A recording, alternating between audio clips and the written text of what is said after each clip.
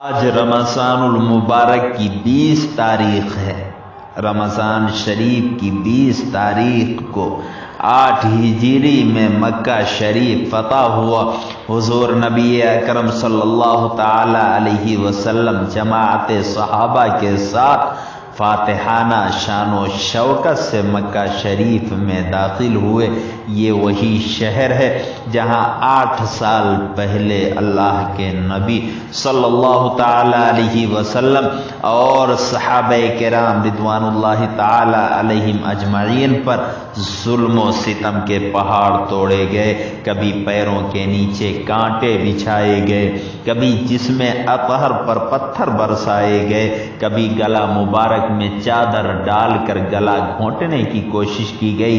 دیوار خانہ کعبہ کے سائے میں اللہ کے نبی صلی اللہ تعالی علیہ وسلم اپنے رب کے حضور سر بسجود ہیں۔ کفار مکہ صنادید مکہ کے اشارے پر، ابو جہل کی چاہت پر کچھ لوگوں نے حضور نبی پاک علیہ الصلوۃ والسلام کے جسم اطہر پر اوجھڑی لا کر کے رکھ دی۔ سیدہ فاطمہ رضی اللہ تعالی عنہا کی آنکھوں میں آنسو آ گئے۔ اپنے ننھے ننھے ہاتھوں سے وہ سرکار دو عالم صلی اللہ تعالی علیہ وسلم کے جسم اطہر سے اوجھڑی ہٹانے کی کوشش کر رہی ہیں۔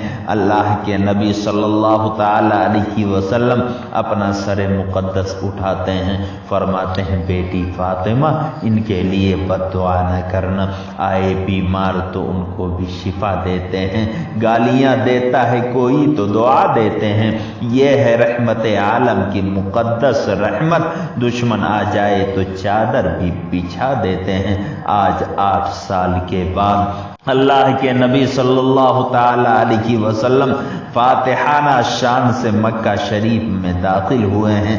اونٹنی پر سرکار دو عالم صلی اللہ تعالی علیہ وسلم جلوہ افروز ہیں، سر مبارک جھکا ہوا ہے۔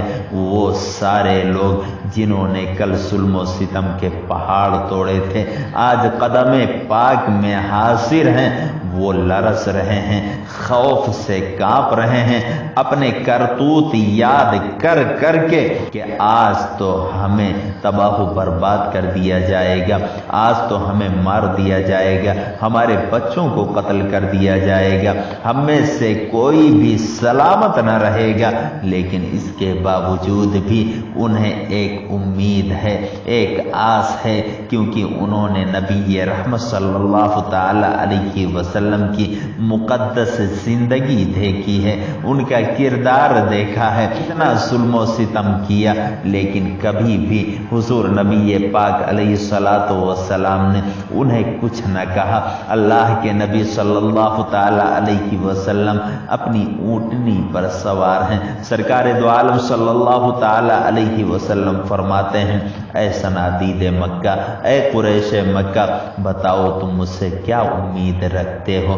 دبی دبی لرزتی ہوئی آوازیں ابھری ہیں، کہنے لگے لوگ اخ کریم و ابن اخن کریم، آپ تو کریم باپ کے کریم بیٹے ہیں، آپ سے تو کرم ہی کی امید ہے۔ قبیلہ انصار کے سردار حضرت سعد بن عبادہ رضی اللہ تعالیٰ عنہ وہ مچل جاتے ہیں، کہتے ہیں الیوم یوم الملحمہ، آج تو بدلہ لینے کا دن ہے، چن چن کر کے بدلہ لینے کا دن ہے۔ اللہ کے نبی صلی اللہ تعالی علیہ وسلم اپنا سر مقدس اٹھاتے ہیں، فرماتے ہیں نہیں نہیں یوں نہ کہو، بلکہ یوں کہو الیوم یوم المرحمہ، آج تو عفو درگزر کا دن ہے۔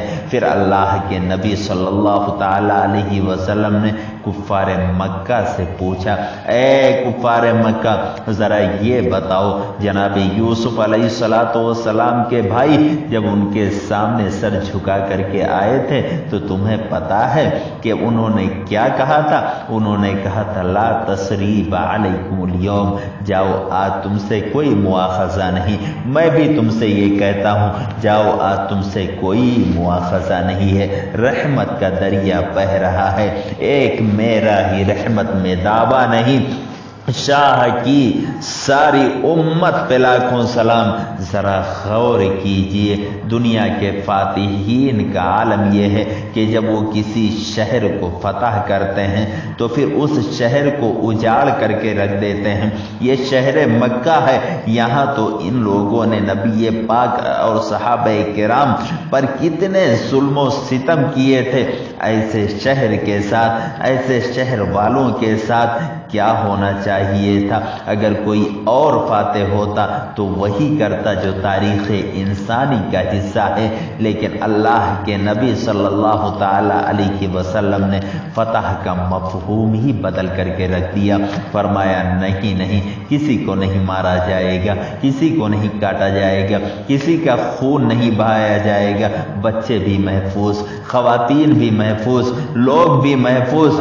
یہ اللہ کے نبی صلی اللہ تعالی علیہ وسلم کا فرمان مبارک تھا، جسے سن کر کے لوگ قدموں میں جھک گئے۔ نہ جانے کتنوں نے اس وقت کلمہ طیبہ کا ورد کرنا شروع کر دیا۔